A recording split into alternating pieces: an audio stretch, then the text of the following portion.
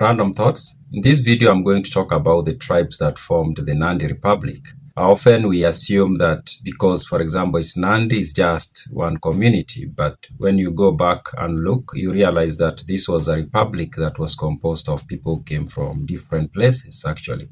I know that sounds like it's not what it is because we've been taught in school or we've been given this history about Kenyan communities that make it seem like these communities just came from one ancestor and that's it. And all the people in that community, that's just one line.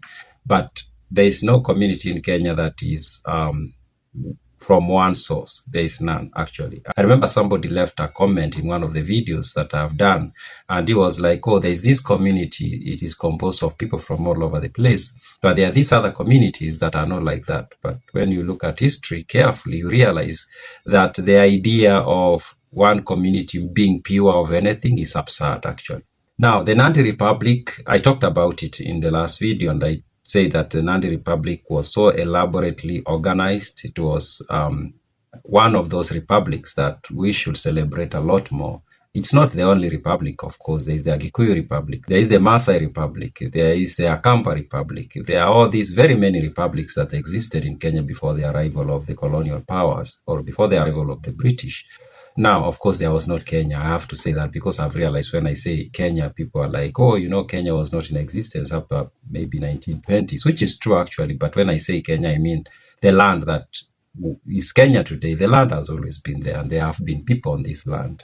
There is a component of people who came to become part of the Nandi, who came from northeast Uganda. That's where we can trace it back to. And these people were called the Lako people. And these people came from the Kamalinga Hills, which are found in the northeast of Uganda.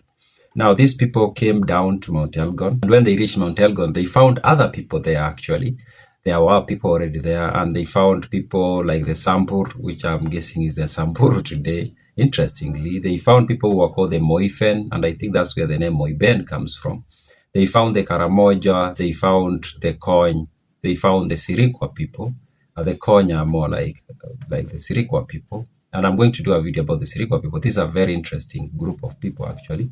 Now, they find these different groups of people in Mount Elgon, and there is a lot of intermarrying that goes on between the Lako people, the Sambur, the Moifen, the Karamoja, the Sirikwa, the Ogiek. All these people mix up around Mount Elgon, and a new group emerges, a unified group called the Suk people. Now, the Suk people, and it seems like these mixing up took quite some time, actually, maybe a few centuries, probably. We'll never know for sure. All these are, to a large extent, or to some extent, speculation, of course, because we don't have records from that time so that we can be so sure that this is actually what happened. Some of these stories are collected from the oral stories that are told by different groups that emerge from that part of East Africa. Now, the Suk people broke up into several groups again as they now moved out of Mount Elgon. And we have to remember that not all of them left Mount Elgon. Some remained back.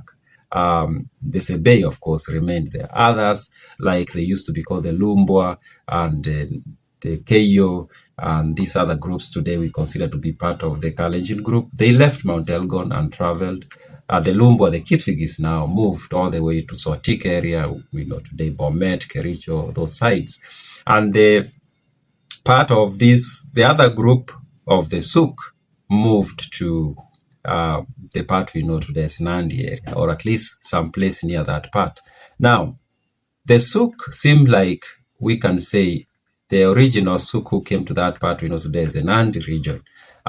There were like 4 clans that are considered to be that, and they are the Kipois, Kipamwi, Kipkenda, and Kipiegen. These are the original 4 Suk clans that came.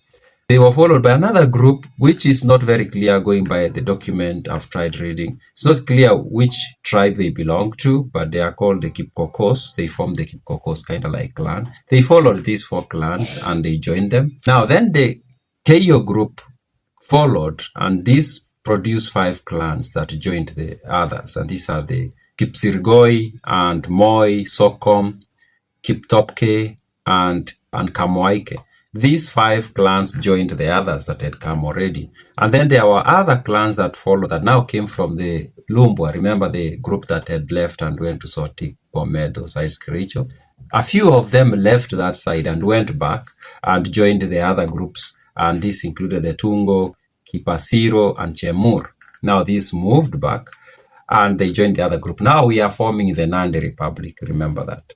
And then there were like 3 other clans that came from the Maasai, and they came from a certain group of the Maasai who were called the Losekilai. Now, this Losekilai clans include the Kipkoitim and Talai and Tuyoi. This now joined. Now that is now forming the Nandi Republic. And then we have other clans that came from, and I've talked about these, probably Somali or Oromo.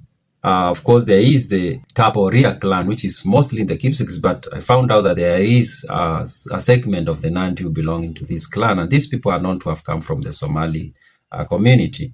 Now, but there is also a chance that there were some Oromo people who joined this republic, and there is a story that is told among the Nandi, and this is the story of somebody who went by the name Kipkenyo. Now, Kipkenyo came from the east. He didn't come from the Mount Elgon. He came from the east. And according to the stories that are told of the people where he came from, these are people who kept camel. And part of this story comes from the Turkana people, according to some document I read. And Kipkenyo, it is Kipkenyo, up to the time when the Nandi people arrived where they are today, they never used to circumcise, at least going by stories. And remember, these are, for the most part, theories. So don't take it to be like it's factual. It's just theories that have been thrown out there, and some people have come up with by taking stories that they've heard from different groups. So it is say that Kipkenyo is the one who introduced circumcision, and he came from the east. And when he came, he joined a clan that came to be known as Kakipoch. He comes among the Kakipoch. Either he was the founder of this clan, or he found this clan there and he joined it and became one of the members. It's not very clear whether he's the founder of this clan or he joined it. But apparently, Kipkenyo had kids, and he's the one who circumcised his kids first. And the rest of the community saw that, and they copied him, and it became a tradition. Now, of course, there are other people who came from the Sirikwa people. And I've said I'm going to do a video about the Sirikwa people. It's a very interesting group of people who joined the Nandi Republic, and they became part of the society. There are the Okiek, of course, who joined that group, and other communities that are related to the Okiek. Because when we say the Okiek or the Ndorobo, often we assume that they were one community throughout the entire region of Kenya, Uganda, Tanzania, the East African region, and maybe all the way to the southern part. But these were different groups of people, actually, but they shared the same. Maybe their linguistic or their language they used was very closely related, or they looked more or less the same, or they lived a lifestyle that was the same, mostly hunter-gatherers.